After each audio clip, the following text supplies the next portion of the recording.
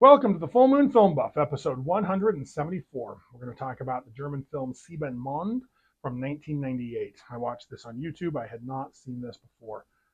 As always, we start with the prominent crew and cast. You can also find links to a more complete credit list in the show notes. The film was directed by Peter Fratscher, written by Niels Morten Osberg. Peter Fratscher's career was primarily focused on German television productions and feature films. He's most known for Sieben Monde, Asphaltnacht, Panisch Zeiten, and episodes of the long-running German crime series, The Tort. Seriously, this show has been running for 57 years, and I think it's still ongoing. Niels Morten Osberg is a German screenwriter of detective shows and thrillers. His notable credits include writing for The Tort, Let's Spur Berlin, and the film Sieben Monde. The cast includes Jan-Josef Liefers as Thomas Kromer, Ulrich Muhe as Eschbach, Christoph Waltz as Becker, and Bronco the dog as Bruno. Jan-Josef Liefers is a German actor, producer, director, and musician. Born to director Karl-Heinz Liefers and actress Brigitte Liefers-Wagner, Liefers is best known for his work on Tort, as well as the films Bader Meinhof Complex, Knockin' on Heaven's Door, and Baron on the Cannonball. Ulrich Muhe was a German film, television, and theater actor. Born in East Germany, he worked as a border guard at the Berlin Wall before turning to acting in the late 70s. He's best known for his role as Captain Gerd Weissler in the Oscar-winning film The Lives of Others, for which he earned the Best Actor award at the 2006 European Film Awards. Christoph Waltz is an Austrian-German actor with a strong theatrical heritage. His father, Johannes Waltz, was a set designer. His mother, Elisabeth Urbankik, was a costume designer, and his maternal grandmother was a Burg theater and silent film actress. His professional career began on the stage before moving to German television and film during the 80s and 90s. His Hollywood career took off when he met Quentin Tarantino. Waltz achieved international acclaim for portraying SS Standartenführer Hans Landa in Inglourious Basterds and bounty hunter Dr. King Schultz in Django Unchained, winning Academy Awards for Best Supporting Actor for both performances. He also won BAFTA and Golden Globe Awards for those roles. Subsequent work includes playing Franz Oberhauser in the James Bond film Spectre and Captain Rom in The Legend of Tarzan. Waltz's distinctive style of gleeful arch and menacing comic performances has made him one of the most recognizable character actors in contemporary cinema. Bronco is the good boy who played Bruno. I'm giving this one a strong positive recommendation with a caveat. Sieben Monde is absolutely worth seeking out. It's a German production that takes a more psychological approach to the werewolf story, blending horror with mystery and even touches of dark comedy. It offers a more introspective European sensibility applied to the curse of the full moon. Fair warning though, this is harder to find than your typical werewolf fare, and you'll likely need subtitles, which aren't great on YouTube unless you speak German, and this pushed my 4 years of high school German to the limit. It's not the first film to make us wonder if the werewolf is real right up into the end. See The Unseen Woods, Scream of the Wolf, or Hard Rock Nightmare. But I think it's my favorite example of this subgenre so far. Sieben Monde, which translates to 7 moons, refers to the 7 full moons over which the murders occur, creating a ticking clock structure that builds tension throughout the film. The film premiered in May 1998 and features early work from Christoph Waltz, who would go on, as I mentioned, to win 2 Academy Awards decades later. Here he plays a cop, a far cry from his later iconic villainous roles, but you can already see hints of his amazing screen presence in a minor role. So let's do this synopsis, but a warning. This one absolutely can be spoiled. If you're going to check it out, go watch it and then come back. Something attacks and kills a woman in an antique clock store. Her body is found stuffed in a grandfather's clock with all her bones broken. Wolf hair, claw marks, and the full moon already have the press talking about a werewolf. Inspectors Graf and Becker are assigned the case. Graf is a loud, drunk meat-eater who follows the facts. Becker is a quiet, New Age vegetarian believer willing to consider unorthodox solutions. Thomas Kromer is a translator and aspiring novelist who lets his friend Alexandra sleep at his apartment after she dumps her unfaithful boyfriend. Thomas is currently dubbing some Finnish werewolf movies. Alexandra uses her bookstore connections to get Thomas an interview with Bernbeck, a bigwig in the publishing business who was somehow involved in the car crash that killed Thomas's parents. Bernbeck thinks Thomas needs to take more risks with his writing. Thomas is caring for his grandma's German shepherd, Bruno, and her country place while she's away. Bruno disappears into the forest. Driving home under the full moon, Thomas hits something with his car. He can't find what hit him, but an animal briefly attacks him. The next morning, the body of a young kindergarten teacher is found near the road. Her bike is absolutely mangled. Matching physical evidence has the cops thinking that it's the same killer.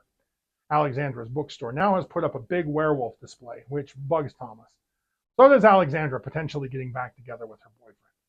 We find out Thomas's grandmother is the third victim when Officer Becker picks him up to see the crime scene. She was killed in her bed, and she's missing a hand and a foot. The coroner tells Graff that the wolf hairs found at the crime scene were taken from a dead wolf. I have no idea how he knows this. I thought all hair was dead.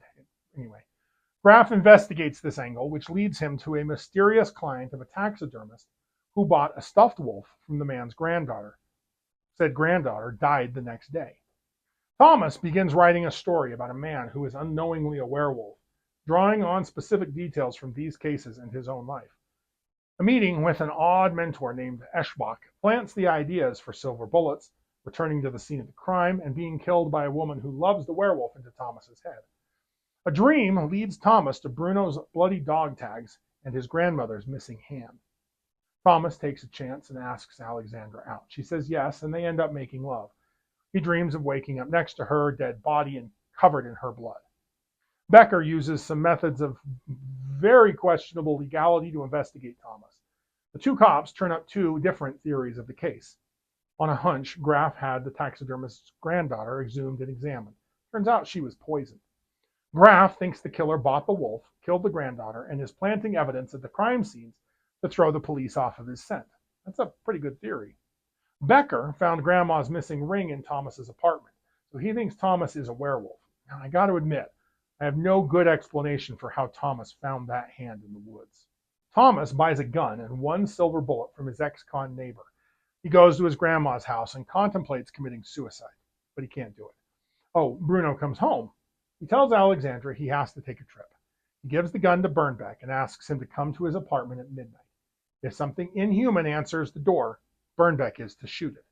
Thomas sets up a camera to record his transformation, but he knocks the camera over before, well, nothing happens. He doesn't transform. But Becker later sees the footage and is now certain that werewolves are real. Meanwhile, Eschbach asks Alexandra to dinner at his place. He shoots his shot, but she lets him down nicely. He doesn't take it well. And here comes the big reveal. Thomas is not a werewolf. Eschbach is a psycho who has been gaslighting him all along. Eschbach has made weapons and tools that allow him to kill like a werewolf. He's been planting the wolf hairs, staging the crime scenes to resemble fairy tales, all to drive Thomas crazy and frame him for Eschbach's own murders. Eschbach kidnaps Alexandra to force a final confrontation where he goes full mask off.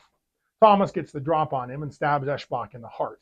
He unties Alexandra and they dash out the front door into the clutches of a fully armed German SWAT team, prepared to take down Thomas the werewolf. The good news is that Groff realized Eschbach wrote all the books Becker has been using as a reference and finally put the entire picture together. He shows up just in the nick of time to attest to Thomas's innocence.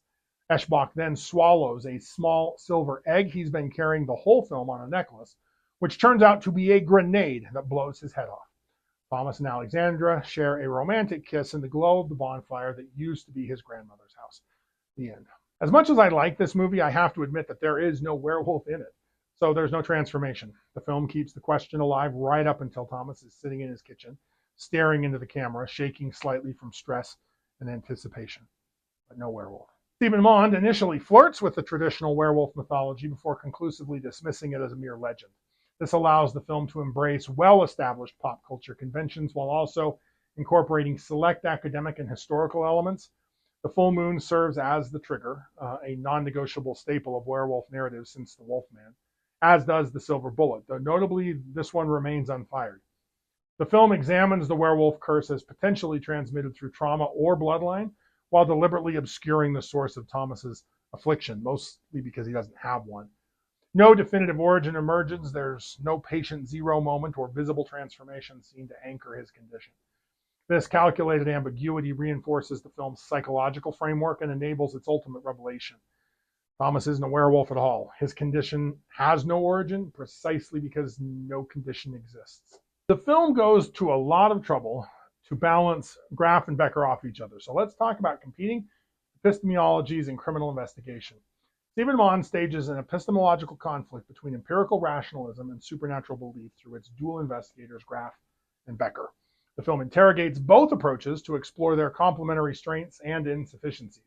Truth, the narrative suggests, emerges when multiple interpretive frameworks cooperate. Graff embodies forensic materialism, evidence, logic, deduction. These tools allow him to identify the actual villain. Yet this methodological rigor nearly produces a catastrophic error. Graff's rational framework cannot parse ritualistic or symbolic logic, blinding him to the murder's meanings. When he concludes the killings are an elaborate fraud, his empiricism forecloses alternative explanations. Rationalism reveals its blind spot. It can only recognize what its categories permit. Switching over to Becker's openness to supernatural explanations inverts this problem. His willingness to entertain werewolf theories keeps the investigative possibilities fluid, but it prevents closure. This flexibility is exploitable. Eschbach manipulates Becker precisely because he understands his belief system, crafting a narrative that hijacks his interpretive tendencies.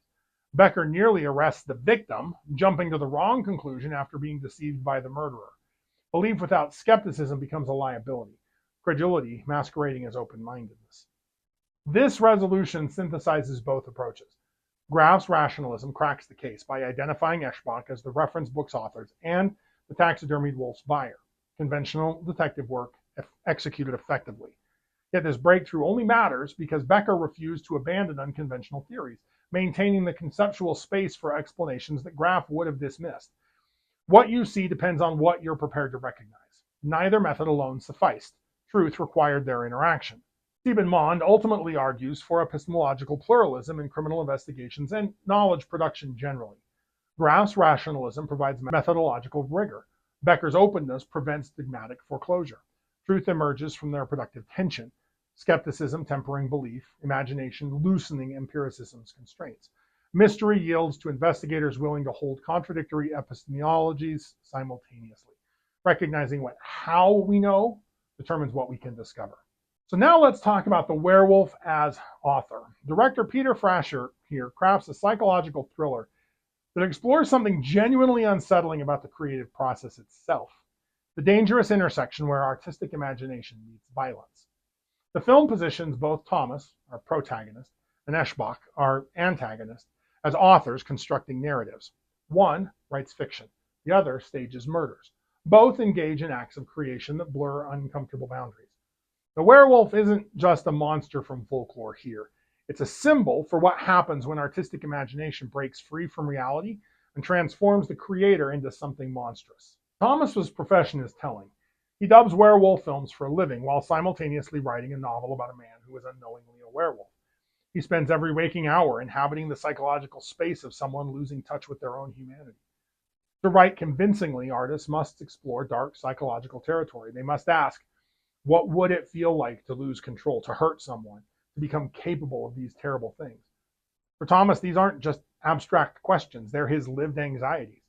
His creative imagination, so thoroughly steeped in transformation narratives, becomes a vulnerability Eschbach exploits.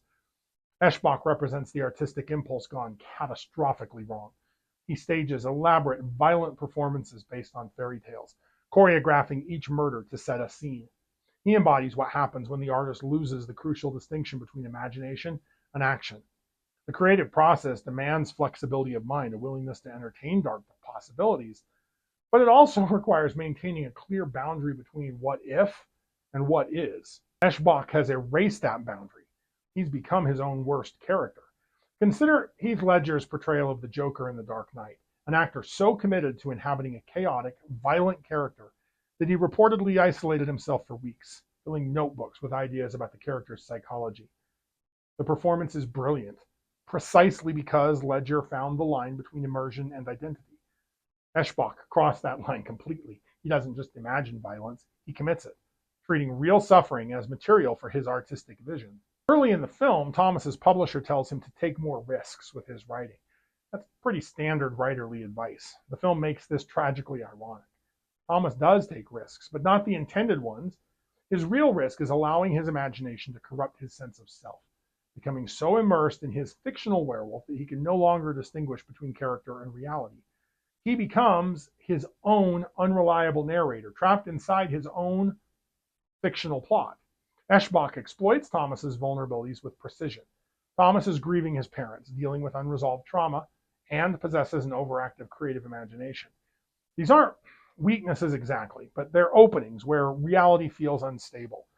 Eschbach gaslights Thomas through narrative construction, planting physical evidence, encouraging him to doubt his own experiences.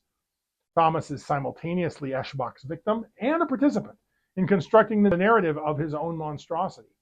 He's writing the story of a man who unknowingly becomes a killer, and then he begins to believe he's living it. The film mirrors this uncertainty to the audience. We watch the same events as Thomas, and we can't determine what's real either.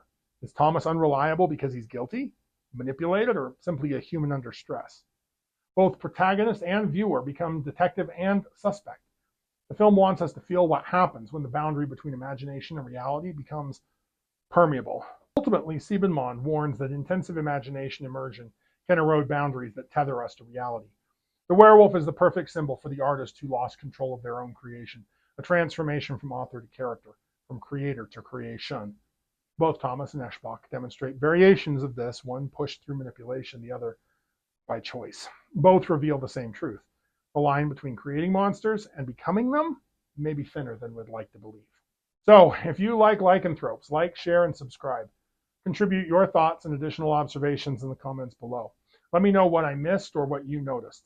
Next, I plan to discuss Animals from 2008. Keep your eye on the moon, a silver bullet in the chamber, and we'll see you back here next episode.